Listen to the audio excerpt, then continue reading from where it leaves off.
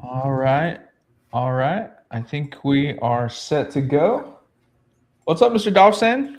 What's up, man? Trying to get packed to leave. Gonna go down to the Elk River. I'm not familiar with it. The Arkansas guys are gonna go down there with my small group and do a smallmouth trip. So that should be kind of fun. Got the little baby quickie rigged up. Gonna try to throw a glide bait around, see if I can catch something. And then I leave on my honeymoon, the hillbilly honeymoon. We're gonna go to Lake of the Ozarks. Gonna go down there to your neck of the woods, Jonathan, and may stop into Eco Fishing Shop and Dude, let you look around. Focus on priorities. Just go enjoy the honeymoon. Like We might stop by. We'll be down there an entire week. I mean, I might as well go to Eco. I guess. I mean, if you really want to, man, sure, why not? Bring Looking it for on. a kayak. She's looking for a little pedal kayak. I told her Jonathan Dominguez might give her one. 60% off, something like that. I don't know. Yeah, sure, not a problem. It may not float, but definitely 60% off. Give her a paddle. Oh goodness. I'm doing Well, good. as always, Eco Fishing Shop, title sponsor. Also want to highlight one of our sponsor highlights for this episode is Council Bluff Crankbaits. Gosh, what is his name? Why did I just draw a blank on his name? Chad What is his name? Fleer. Chad Fleer. He does some really good custom stuff. He's always seems like he's out a bunch of the expos and all that. But really good guy. Speaking of Council Bluff, Sunday we have the Grassroots Series on Council Bluff Lake. I think there's some spots available. Of course, that lake is off limits right now because there's no practice or pre-fishing or anything like this for those events. So get on out there. Trey, let me. I'm gonna pull up the Moyak webpage, and let's go through. Troy has already updated all the AOI stuff from Truman, so Troy's been on it. I mean, still those top five. It looks like all the same guys right in there. The race is getting tighter. Hey, man, we can talk about the top 20, bro. We ain't always got to talk about them. There's some dudes in the top 20 that are hammers. Oh, Who's yep, in that? yep, 19th. Yep, Who's Trey in Dawson's 19th? Yep, good. Yep, 19th is Trey Dawson. So Hey, we got a rookie. Hey, we got a sleeper rookie, dude. I don't know his name. It's somewhere up there. It's too small for me to see. But dude, Roger? this dude, yeah, Roger this dude Daigle? yeah. Big shout out to Robert. Roger that. Team series. I got the Everarts A team, Once is Luck, Scope and Hope, Burrito Banditos, and Bassanovas. So if you guys haven't checked it out, those are updated. And you can see those on MoyakFishingSeries.com. But let's get into it, man. I want you to introduce our first guest and bring him on with a bang like you usually do. Yeah, man, this dude, if you guys have ever fished around this guy, you know that he is contagious. He's always got a warm smile. He's always got something positive to say. This guy will let you literally fish off his kayak. Like he doesn't care about competition. He does, but he doesn't. For a lot of people that don't know him, and I hope that he's able to share a little bit about what he does, but learning that this dude is universal. Like this dude is a record producer and I'll let him talk about it, but I think it's really cool. I think there's so much more to our guests than just fishing. But, Jeff Craven is just he inspired me in my marriage, looking at him, following him on social media, him and his wife. And he's just an incredible dude. I'm honored to have him on here, and I'm so glad he brought home that third place finish. So. Oh man, thank you, Trey. That's so nice of you. That sounds amazing. And this is fun for me because you two are two of my favorite guys in the club. So this just feels like we're hanging out in a restaurant, just kind of having fun and talking about some great things. So it's an honor to be with you guys today. Thanks for having me. Really excited to be here. So Jeff, I seen you on the water on Friday. Right. It appeared you had not gotten anything figured out at that point, or you were just holding something close to the cuff on me. But it sounds like everything for you kind of happened Saturdays. Is that right? You want to take us through launch and just kind of what your morning looked like? Sure. That's right. I saw you Friday. I actually ended up going to two other locations after I saw you, and Of course, probably it's a the good worst. idea. If you see me, go somewhere else.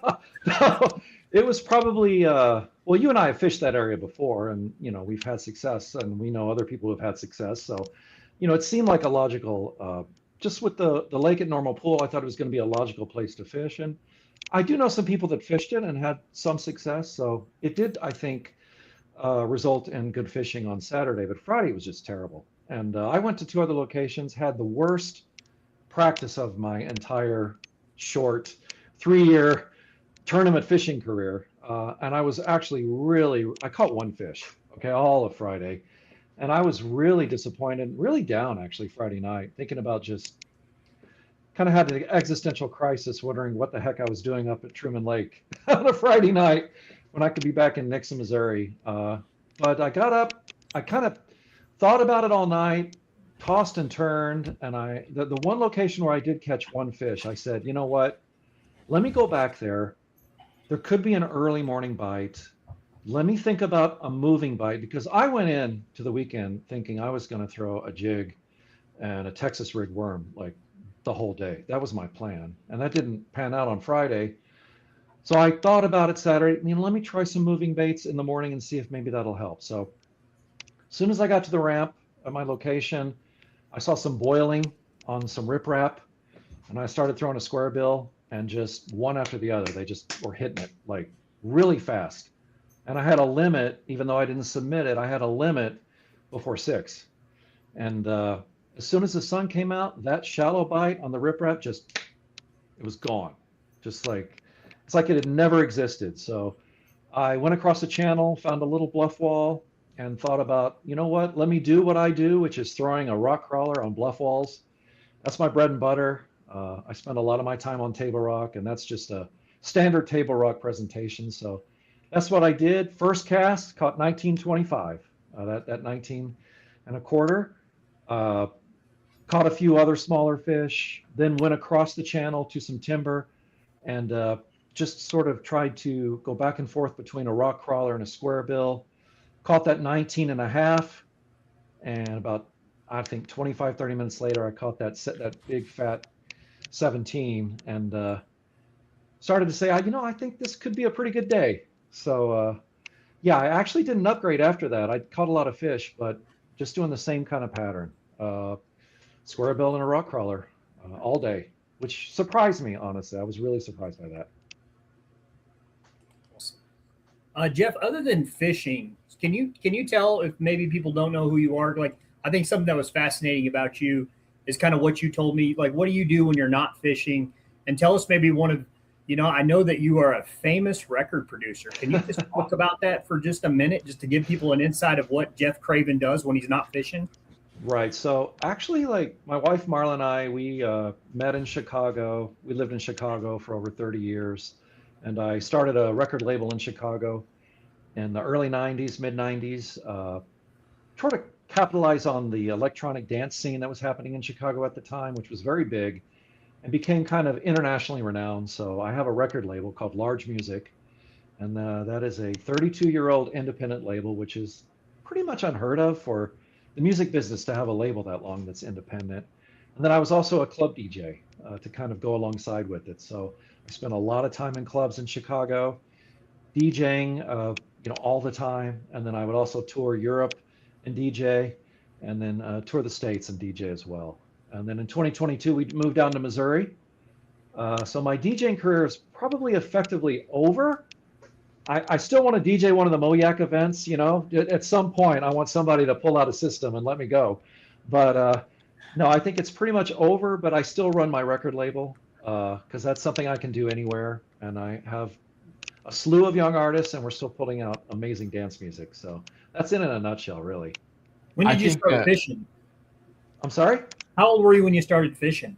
Well, I used to fish with my dad growing up, and I grew up in Oklahoma and moved to Chicago in 1990, so many years ago. But so I bank fished with my dad growing up a lot. We never had a bass boat It's something he always kind of dreamed about, but it just never happened. And I do a little bit of fishing outside of Chicago occasionally. I drag Marla to a pond here and there, but we did a little bit of kayaking, but I'd actually never been in a kayak fishing until we moved down here to Missouri. And Marla actually, we moved here in April, and then in May she bought me up just a small kayak from Academy, and went out on the river. And it was within 5 minutes. I was like, yeah, this is what I want to be doing. This is exactly what I want to be doing. I don't care what I have to do. And I just fished rivers around the area. And then, funny enough, I decided to upgrade to an Old Town, the MK 106. And you know who delivered my 106 to my doorstep, Trey? Was it Johnny? It was. It was. I didn't even remember this until about a year ago. You reminded me of it, JD. But it's just funny that how things work out, you know. Do you remember coming by? I do. I remember putting it in your driveway, and you were stoked about it. And Yeah. and it's kind of wild because like we probably didn't even talk about like tournament fishing or anything like that. You know, like No. it was just like, you know, you were semi-local, and we was on the way, and we dropped it off at your place, and you were stoked about it, and then, you know, here you are now, part of the, you know, Old Town Pro staff, and doing your deal, and on your next kayak. And so no, I definitely, you know, remember that day, and you're being pumped about that. It's pretty wild. Yeah. No, that was a great day, and that's still a great kayak. I don't use it much anymore, Yeah. but I love my autopilot. So yeah. Yeah. I think it would make some really good content if you can get some turntables on the kayak and just do like a little, you know, you might even get some gigs on Lake of the Ozarks. And You know what? You're you know? probably right. Yeah. No, I think. Thank you. I might ask you to actually represent me in the area, you know, because I think you're onto something. Oh man, Jeff Craven, the DJ DJ the party. Big Bass 250. Yeah. Yeah, that would be amazing, actually. Jeff, I always enjoy seeing you on and off the water. You're typically in you know, good spirits. You know, typically sometimes, you know, it's a rough event. I remember seeing you at Truman at the All American, and Yeah. and you were like, why am I here? Why, Yeah. you know, can't like, and I know you love like Table Rock, and I was Yeah. like, yeah, we could be on Table Rock right now just slaying them, but we're out here Yeah. at Truman, and you know, 20 plus higher foot of water, and it's all muddy, and you're definitely discouraged, but it's still good to see people out there, you know, having a good time with it. Well, I appreciate that, man. And yeah, I remember that day well. You know what? This is still relatively new for me. I feel like I've had to have a really strong learning curve because I've really only been in tournaments for 3 years. I mean, I did one or two in 2023. I think I did Table Rock and maybe one river. But, you know, it's only since 2024 have I really tried to be competitive here. And there's been a lot to learn, and I've made a lot of mistakes, but I just love doing it so much. I love the camaraderie. I mentioned this on Saturday. I have so many friends that I've met, including the both of you. It just means the world to me. You know, I love the support that everyone gives each other, even when we're having bad days. And I think that's really important because at the end of the day, we're just fishing, you know, and we have the privilege and the blessing to be out there doing what we love. So yeah, it's been a strong learning curve for me, honestly. I didn't grow up in the area, so I'm always trying to learn every single day that I'm out there, honestly. And you were planned to fish the next two, right? You're going to be in Stockton. You're going to be at Bull Shoals and Palmy. I will be, absolutely. Yes, looking forward to those two. Nice. Probably Man, Bull look at Shoals more than Stockton, just because I've spent a little more time on Bull Shoals, but we'll see what happens. I do love Stockton. I think it's beautiful. Palmy. Oh, sorry. Yes, Palmy. Yeah, right. Don't do that. No, I don't want to confuse them. Right. Don't do that to me. Jeff, you had 85 inches. Yeah. I mean, that's a And a solid quarter. And a quarter. And a quarter, correct. Yes. Excuse me. But you had 85 inches, you know, your biggest being 19 and a half. So, I mean, how many of those did you cull out throughout the day? Would you say just the two? Yeah, I think just the two. The truth of the matter is, like I mentioned in the morning, I put probably 5 fish in the live well, just to kind of hold and see where I was, what was going to happen. So I had probably, you know, a few of them were 11. There was one that was like 9. I think I had maybe a 12 in there. So I had some fish in the live well ready to upload if I needed to. Uh, but, you know, So talk about once I that got for a that minute. 19 when I got that first 19, I was like, I don't think I'm going to have to rely on those fish today. So talk about that for a minute. I've never heard. Maybe people do that. That's normal. I would assume some people do that due to service reasons. What is your reasoning behind putting them in the live well, even if you could submit them? How do you always do that? Is that something you've? Is that just a formula you've always kind of done? Actually, Trey, it's something that I've been doing recently because I think one of the great things about fishing the All American is that 12-inch limit. And I think you know, this past year, I would have had a limit both days, but they were under 12. So I think it just after that, it's just really like put me in a mindset that like if I catch fish early that are under 12 inches, let me hold them and just see if I can get a good limit with every fish above 12 inches. It's just something that I've started doing. Um, and it's actually worked out pretty well for me because I know, Okay, I like that. yeah, there's that confidence of like, well, I have a limit. It's not great, but if I need to fall back on it at the end of the day, I can upload those fish, no problem. So I do like the live well feature. Like sometimes I'll use it, but it goes in your live well a lot quicker than submitting it to the leaderboard. it does. Like Yes, it's in there. You don't have to wait for it to service that's or right. ping or everything. So it is in there. It is a Yeah. nice spot to say, hey, because like once you get to that fifth fish, you're thinking like, hey, well, what's my smallest one? And you can easily pull that up, which you can do it on the standings, but at least it doesn't take as long. And call it sandbagging or what you want, but it is a nice feature that you can put on. Truman is probably one of those lakes where most guys and gals are using, the live well. I didn't have service at all. Like, and Oh, I would really? randomly get service. Right. I think I randomly got Josh's message from Tourney X, but I don't even know if it was at the right time when it out. But it Right. is nice to be able to put those fish in the live well. I mean, if you're catching a 19 or 20, you're probably going to just submit it if you have service right away. For sure. Yeah, I But tried to it's get that nice. up as fast as I possibly could. Definitely. Yeah, that's cool. Yeah. So did you use the live well, Jonathan, when you were out there? I did. I didn't Truman? have Yeah. I didn't have any service. Okay. I wish, and I was talking to Josh, I wish the live well, like I wish you can go back in there once you have service and just submit all, but it's kind of a pain because you have to go each one. And if you Yes. do the Each team one. series, you have to Right. do it on that side too. Yes. So there's a little drawback there. You got to be kind of having There game is. time. But at Truman, like it's definitely one of those things where like, hey, you need to get to service before rather than later. Yeah. So It also yeah, helps, no, I think, for me because, I'm one of those people that take about 30 pictures of each fish. I'm so paranoid, I will yeah, take as many as I can. And I think submitting to the live well gives you a chance to pick your best photo, yeah, get it in the live well. You have a fish, that you can submit later if you need yeah, to, and then delete the rest of the photos just so you have you don't get discombobulated or disorganized yeah, on the water, if that makes sense. yeah. Yeah. I like that idea. I'm putting all. If my fish ain't 15 inches, they go in the live well. I love it. No, I'm Now doing. we'll know. We'll watch I the ain't board and be mind. like, they're I'm all in the doing live it. well. I I'm want you doing to, it. man. Do it. I'm doing it. So I ain't gonna load up 47 inches and 5 fish anymore. I'm done. It's a great idea. Yeah, it's nice. And it's funny because one of the things that Tourney X does, and I know you guys know this, but it averages out your length over the Yeah. year. Yeah. And so when you're submitting small fish, and doesn't help. even if you're calling them, it does affect your average. So you found a way around the system. Yeah, right. I don't want to. Yeah. That's funny. We got that guy, JD. Yeah, Jeff, honestly, I think we could probably sit here and spend an hour with you and just talk Oh, because yeah, for it's sure. always a great time. But before we let you go, just a moment, if you have anyone you want to shout out or thank or anything like that, man, go ahead, man.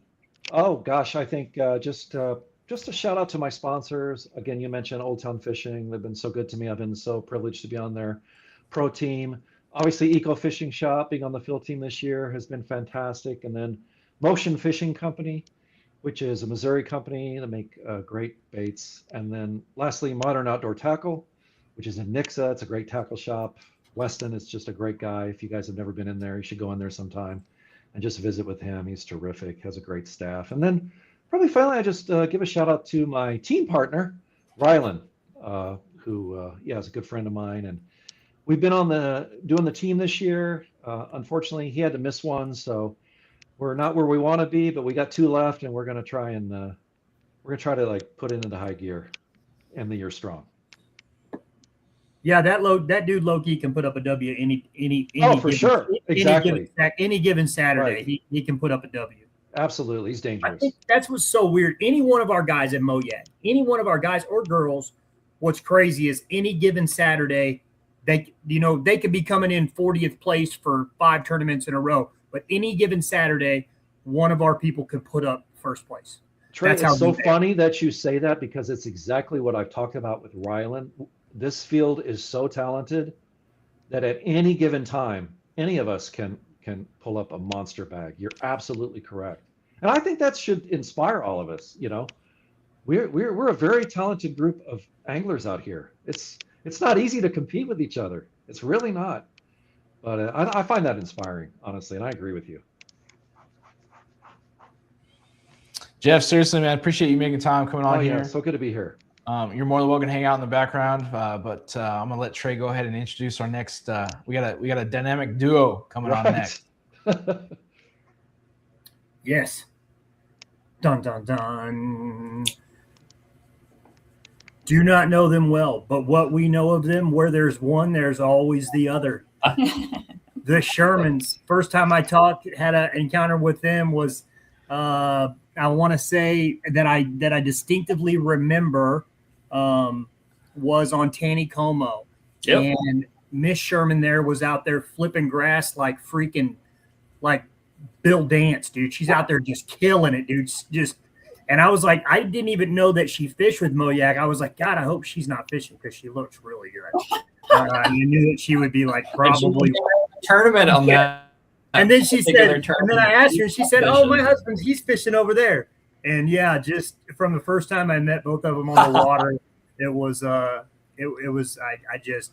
fell in love with both of them, and it's been really cool to see. So yeah, inspiring to me, inspiring to other couples. We have a few couples in Moyak that fish together, and I just think it's really cool. I think that a lot of people use fishing as an opportunity. I know for me, for Jeff, for John, for like Christian and Noah, my buddies, it's a way that they get away, that when they come back home, it makes them, better fathers, better husbands and things like that. But what's really cool is when you see the dynamic of the two going out together and kind of like Emily touched on, last week, being able to share a hobby together and how that kind of transforms, their life overall, and being able to face obstacles out there and being able to bring it at home, it can only just strengthen that relationship. So without further ado, the Shermans. Thanks, guys. Hey, everybody. Appreciate you having us on. But boy, you couldn't have nailed it better. Like, we obviously got very blessed with both of us, our favorite passion with fishing. And, it's our therapy when it comes down to it. If we're having a bad week, go fishing on the weekend, it just makes everything better. Obviously, the competitive aspect's one part of it, but just going out there, regardless of species, it's just a phenomenal hobby.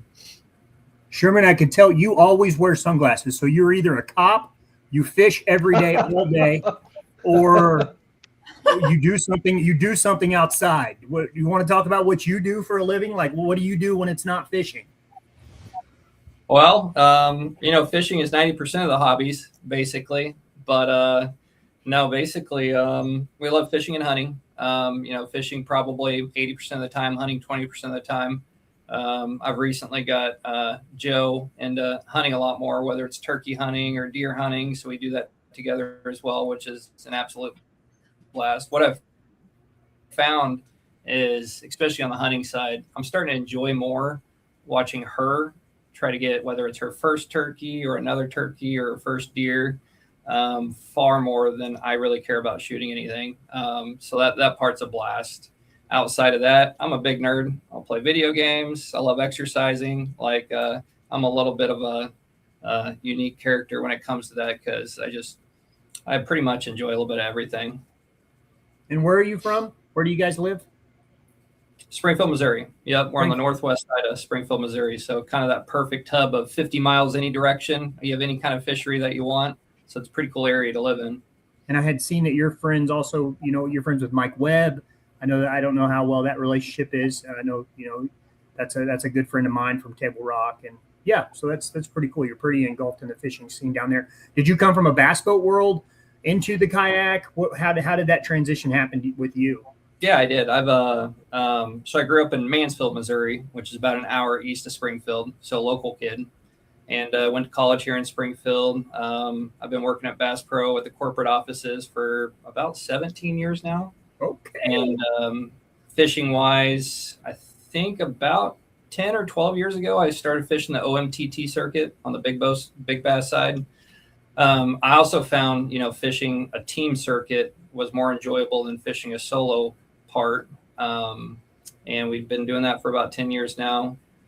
And those characters are really, really, really good. That's one thing about the Moyaks. I thought it's going to be a little easier, coming to the kayak circuit. Come to find out, all the Moyak guys are hammers also. So you definitely have to bring your A game, basically, in any tournament format around this area. We just have a hell of a lot of good fishermen around here. But it's good. It raises your own level.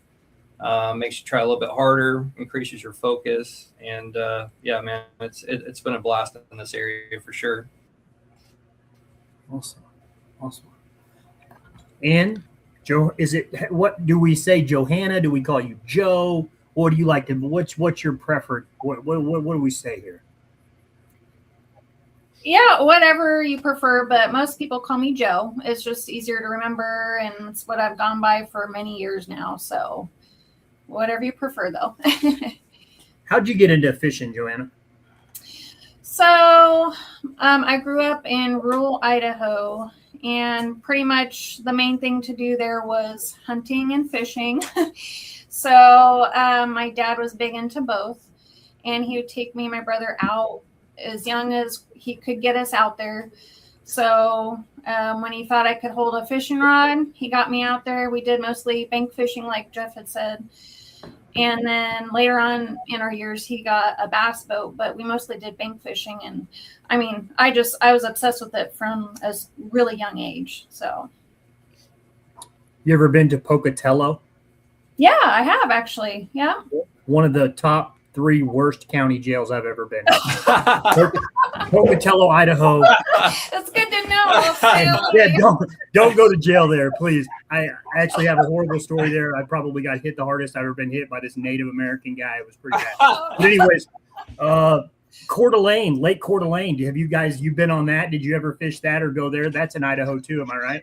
Yeah, it's a beautiful lake. I didn't ever get to fish it.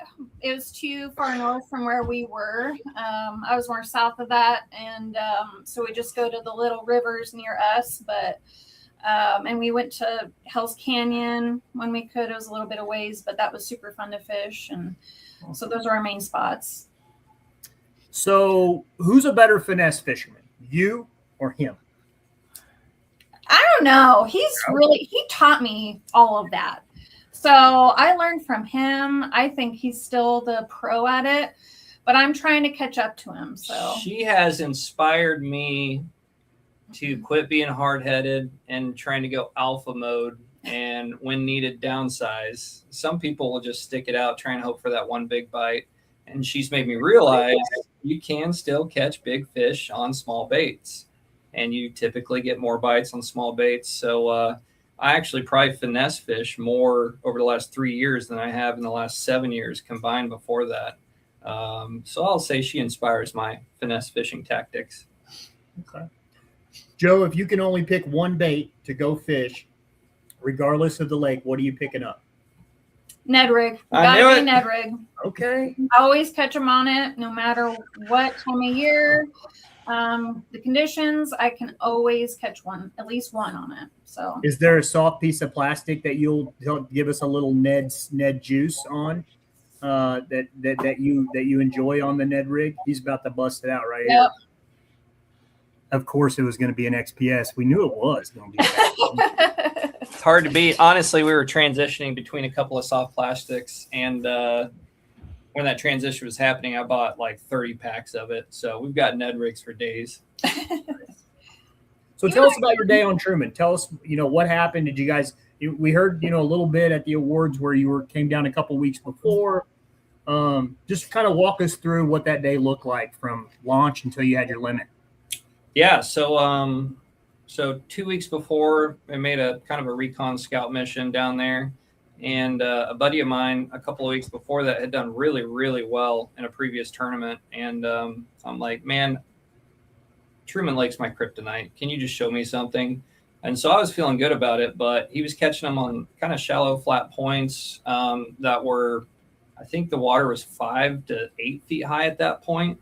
And we visited 3 of his spots, and it was a ghost land. Like once that water dropped below the bush line, there was just nothing there anymore. So obviously they transitioned to something else, and we didn't do any good that day except for crappie. We got distracted very easily.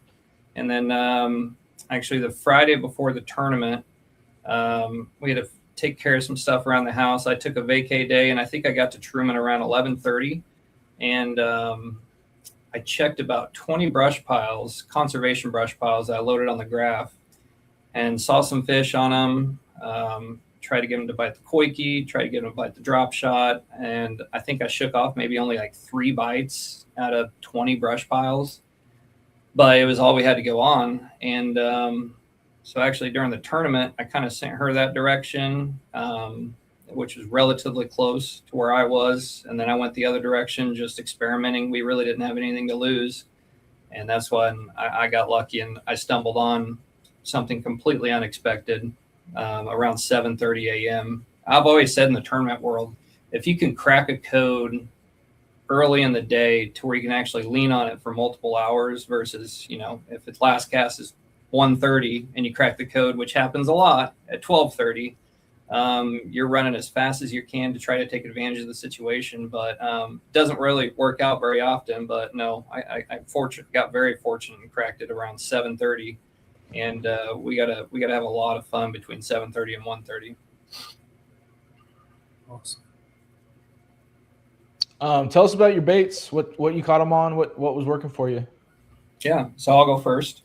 So I started fishing a buzzbait, trying to get the big bite early, and started on a strong transition point, basically bluff to a flat point, and around the inside of that point, I think it was my 5th cast, and caught a little 12-inch spot. Measured it real quick, and it was like 535, I think, something like that. And I got one more to flush it, and I think it was like a 10-incher. And then fish this big long point, 150 yards long, and got nothing. But there was a bluff end directly across the lake from that, and same situation around the inside of the point. Caught another 2 Kentuckys. So I was happy with it.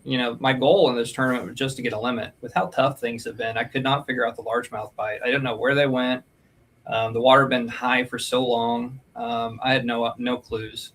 And then after that 4th one, I started working my way back towards Joe, and had to go through that long point one more time, and got to the very tip of it. And the sun started coming up. The crappie fishermen started coming out. So I changed to a OG Slim. Basically, a shallow running OG Slim is 4 to 6 feet deep. And I think my 2nd cast, I caught like a 13.5-inch spot, which was great. I had my 5th keeper, but still, I'm on a flat completely the opposite of those bluff ends, and I still can't get away from the Kentuckys. Where the hell are these largemouth?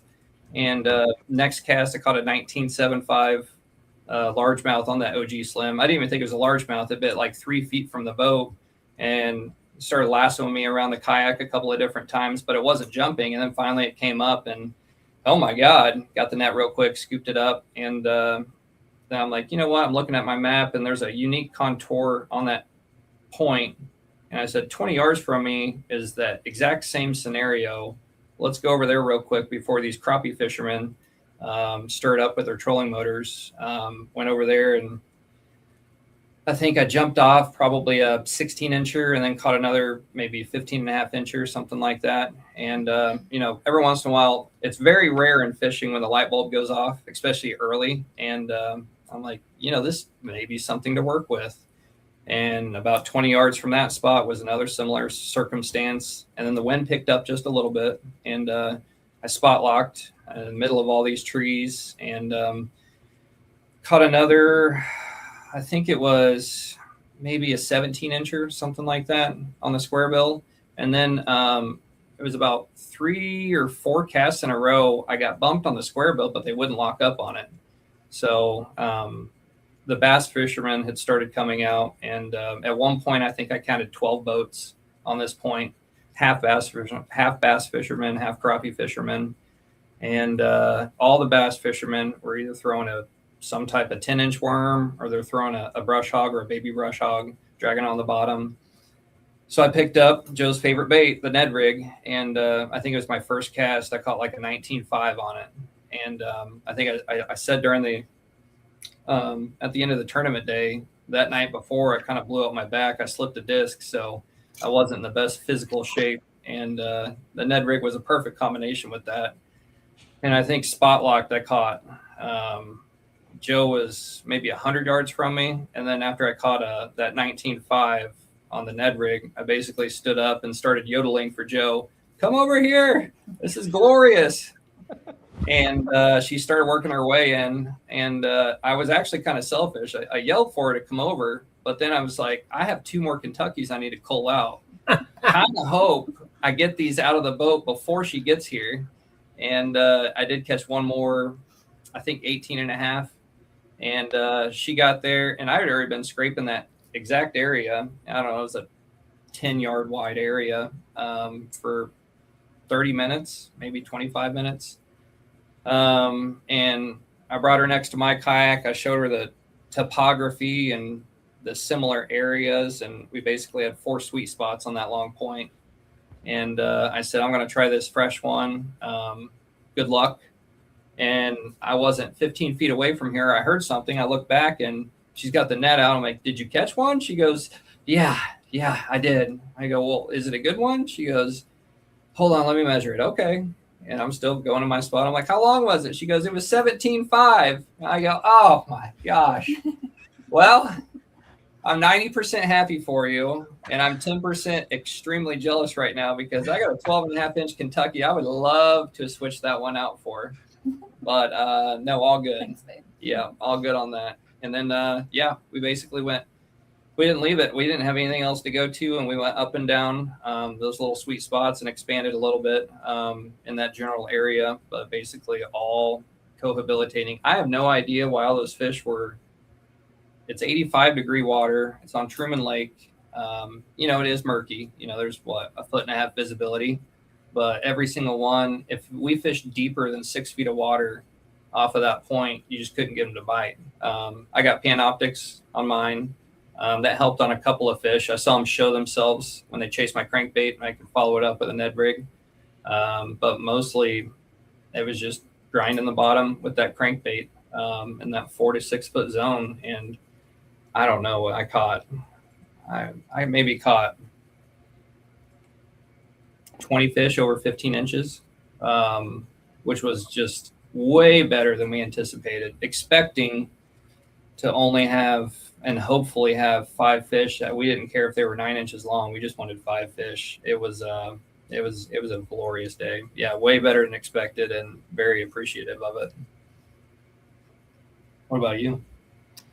Well, yeah, I mean, basically same baits. My goal was to start out with the buzz bait and chuck that for at least an hour or 2 in the morning, see if I got any blow ups on it. I only got 1 baby swirl on it, so I didn't get much activity there. And I'm like, well, I guess we're gonna start checking the crankbait, and we might have to start throwing the Ned here real soon, a lot earlier than expected. So that's what I ended up doing, and I caught my first 3 on the crank. Caught most of them on the crank, and then a couple on the Ned. So That's fun I stuff. wonder how many people are sitting out there right now that were dragging a big worm on a long point. They're like, all I had to do was tie on a Ned rig. They were right there.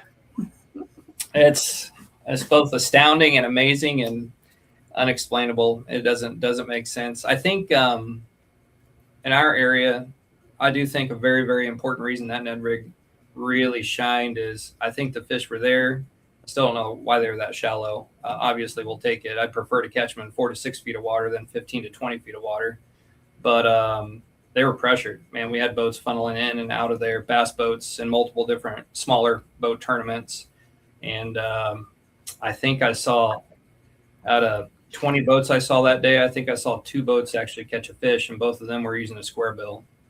So reactionary strike and then that finesse bite. I think the 1-2 punch really did it for us. So Jonathan, I'm going to propose, I got 2 questions. I want to try to do this better than I did the last time I asked this question. I've been thinking about this. I've got some hammers on here right now.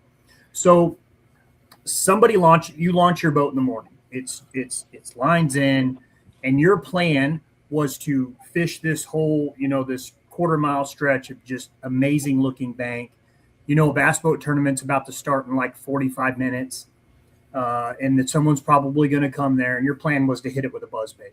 So you're running this, you're hitting it with a buzzbait, you're hitting it with a buzzbait, boom, boom, boom, boom, boom, boom, boom, boom, boom. About halfway through, you're like, well, what if they're not eating the buzzbait? What if they're eating a chatterbait? But now you've just wasted all that area back there. And so my question is if they're not going to eat the buzzbait, I'm going to get this right this time, Jonathan. So if they're going to eat a chatterbait, they're going to eat a buzzbait. But if they're going to eat a chatterbait, they may not eat the buzzbait. Does that make sense? Like a fish will eat a chatterbait buzzbait, but they might not eat a buzzbait, but they will eat a chatterbait. So is that saying why would you throw a buzzbait at all? Why not just throw a chatterbait always? I don't know what to say. It's like, how do you do that, bro? Because you've already passed up so much good stuff with a buzzbait. And if they would have ate a chatterbait, but they wouldn't have ate a buzzbait. Does this make sense, man? It makes sense in my head. You get what I'm trying to say? Like, oh, man, it makes sense until I try to explain it. You get what I'm saying here? How do you make that distinction, man? Like when you just passed all that up, and they would have ate a chatterbait, but they wouldn't have ate a buzzbait. But if they're going to eat a chatterbait, they would eat a buzzbait. Well, on top of that, too, we have a lot of times only 30 minutes of actual daylight that they'll eat a topwater at all. Like usually when the sun gets up in the summertime, it's a lot harder. Not always, but I mean, you have maybe an hour max.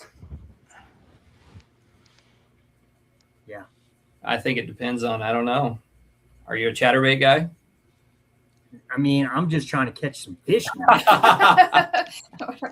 But I feel like I've passed up so much good stuff. And Levi made a good point. Just stick to your confidence and go with it. But do you run that back again with the chatterbait, or do you just keep going with the buzzbait? I think it's whatever vibe you're feeling. We always have that inner voice talking to us, and I think a lot of times our stubbornness sometimes overpowers that inner voice. The longer I've done this, I've realized even it doesn't make sense. If you listen to the inner voice, then at the end of the day, you don't really have as many regrets. Yeah. Trey, I threw the buzzbait first thing in the morning, and I didn't catch anything on the buzzbait. I threw the chatterbait, and I started catching on the chatterbait. So just throw both. Just throw both. Like if they don't like that, throw the Ned. Hey, you can do forecasts of the buzzbait, forecasts for the chatterbait, and just start going back and forth. See, I need a partner like you two. I got one right behind me, like 10 yards behind me, throwing the chatterbait. I'm going to run it with the buzzbait. We're going to run this whole bank and see what's up. Yeah, but if the person behind you with the chatterbait starts catching them, then you're going to front end them because you're going to change to a chatterbait. You ain't lying. I am. Another question I had for you. So when you catch that fish, you catch a good fish, you're looking at your topographic map, and I never really thought about this. I'm still really new with electronics. And you say you're looking for them structure contours. So you're kind of marking. Can you explain that to kind of maybe the new people out there, including myself? So you're kind of marking that spot, not only the depth, but you're looking at that contour line on your map, on your mapping, and you're then looking around the whole area to see if there's that exact same kind of contour line around you. Yeah, so it sounds kind of funny, but basically, exactly where those two fish, especially that big one, came from, it's basically like a side nipple where there's a sharper drop off right next to it compared to, 80% of the point and 20 yards from me. It's like one of those things you're always trying to put the pattern within the pattern together.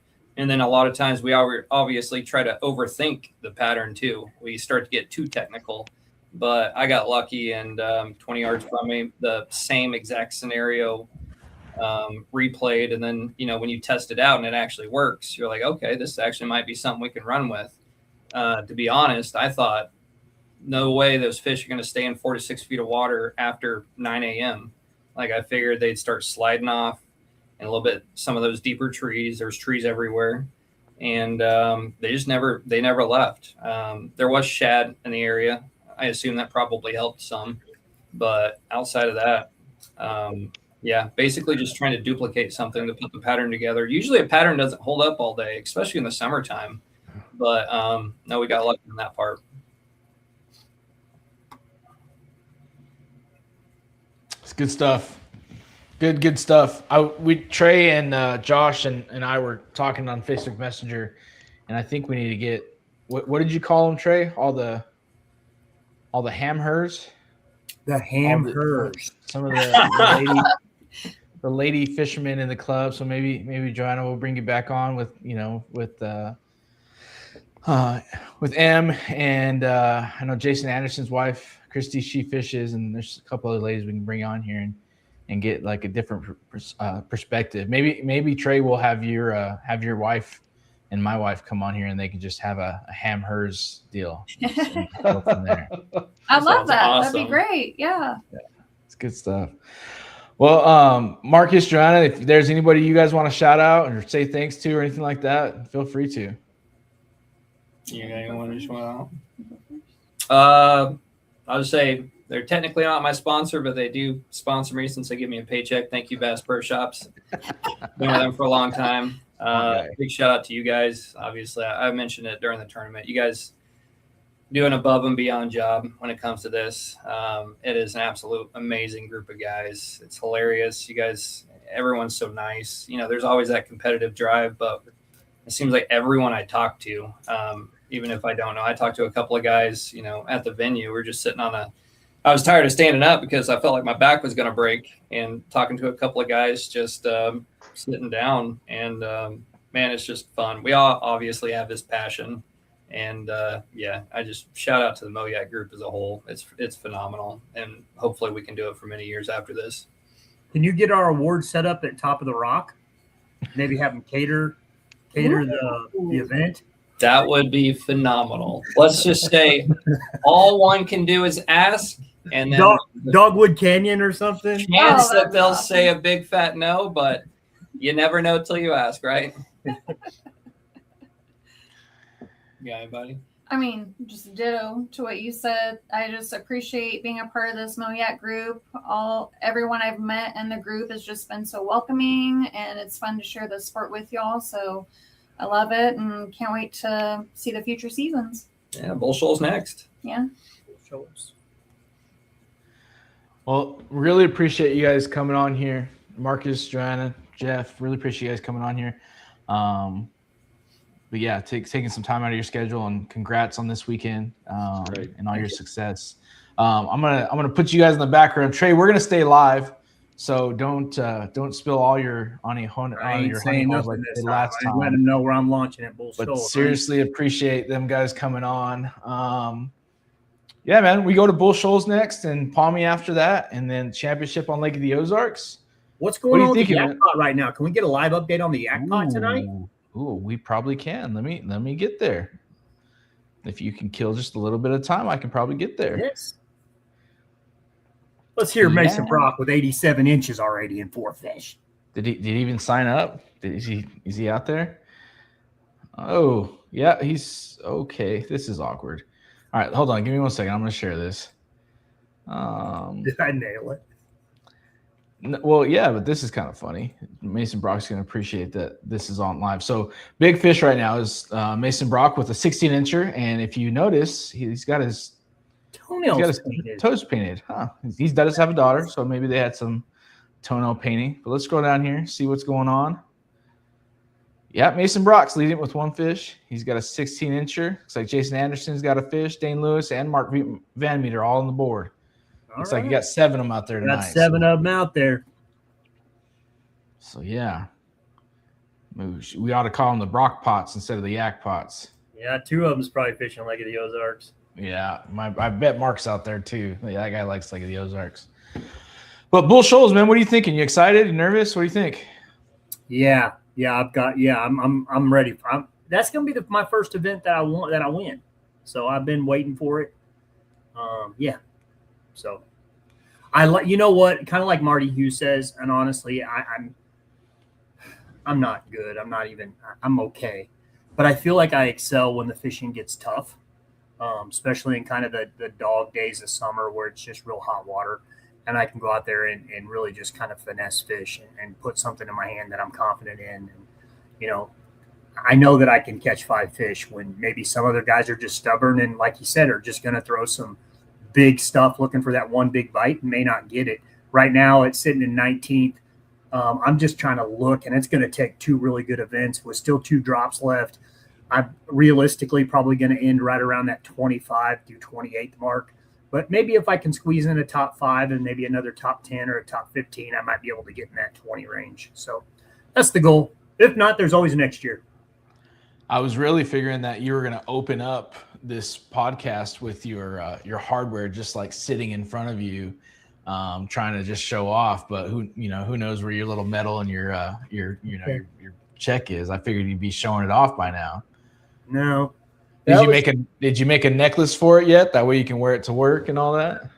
It's on my rear view, my bar.